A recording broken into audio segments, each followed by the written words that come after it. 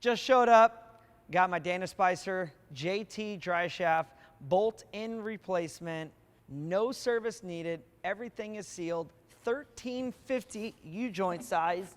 Let's get this thing unboxed. All the hardware needed, all new bolts, pre-Loctited, ready to go. It comes with a spacer block. Basically, by doing this, 3 to 5 inch lift, you basically put this under the center. It actually go upside down.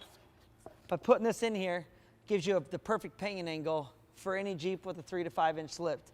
On a JT, it's got a really, really long drive shaft. As you can see, running one single drive shaft, it's gonna make for noise. It's going to be low hanging, so having a two-piece drive shaft really gets that angle up there higher and allows you for more ground clearance. So bolt-in replacement, and really this is exactly what you need for your Jeep JT.